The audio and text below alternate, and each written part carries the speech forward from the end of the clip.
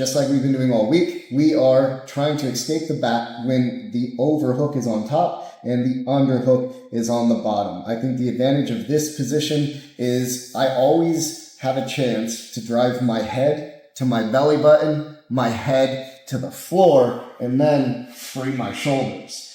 So it's usually a little bit easier, I find, to escape when the overhook is on the top versus when the overhook is on the bottom. Back again.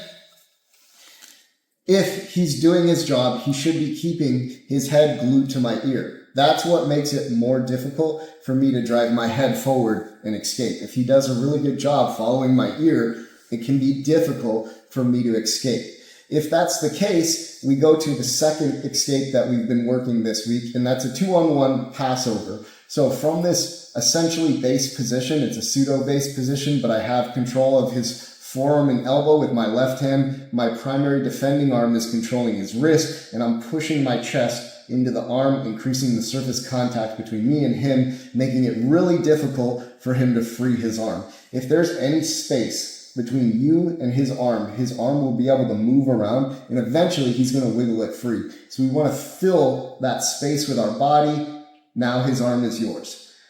Once we're here, if he is doing a good job of preventing me from driving my head forward and my shoulders to the mat, we're going to do that 2-on-1 passover. I move my secondary hand, that's my left hand, from his elbow and forearm down to the wrist. When I do this, I want to cover the opening between my thumb and fingers with my other hand. That's going to reinforce this 2-on-1 grip at the wrist, making it more difficult for him to escape the grip. When we do this, we want to pull down slightly. We want to make sure he never has the opportunity to choke us. So we're always trying to pull down.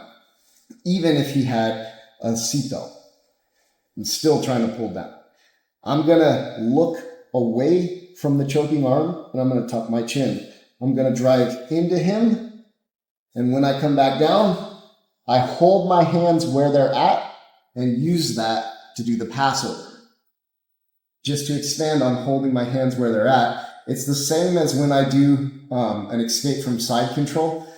I am trying to push his hands, but a lot of times, because our arms are bent, they're in a little bit of a compromised position. We don't have very much strength from here. So my goal is to bring my hands up really, really high and then leave them right where they're at. And as my body falls, my hands stay where I put them. That lets me slip my head out. So I am trying to lift and pull it over my head. That's going to be difficult.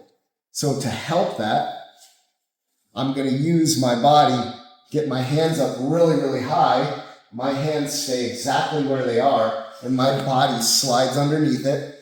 And then I'm going to pull his arm down towards my hip, and I get control at the wrist and forearm.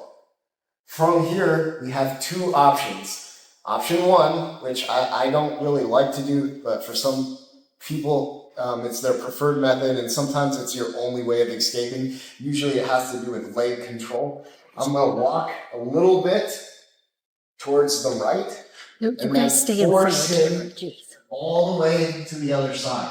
When I get to the other side, we're now at a 2-on-1 passover with the underhook on the top side. So I'm going to get my right elbow, wedge it between us, and now we've escaped. I drive into him.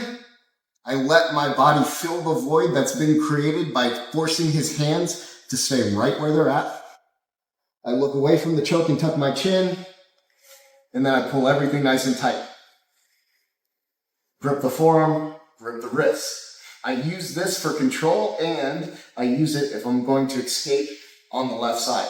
If I'm going to try to do the turtle escape, escaping towards the right, which is my preferred attempt to escape, I want to switch my hands. So the first one that I let go is the top hand, because you have more leverage with your right hand at the wrist. So I let go of the top hand, slide it all the way down to the wrist, and then my right hand comes up, grabs the tricep, and my elbow tucks under my torso. From there, I need to get over his legs, and then I'm going to look up as I drive into him, and I look for a darce. In no gi, it's a lot easier to get the darce than it is in the gi. I'm sure that you found when the material gets all bundled up and it's kind of hard to finish it. But in no gi, it's a real viable finish, especially from this escape. 2-on-1 passover, I drive in, get him over, get everything tight. I want to do the turtle. Right hand comes up, tuck the elbow because you're able to pivot on your elbow and your shoulder as you drive into him. We have to get over and around the legs. I'm looking up, getting weight into him.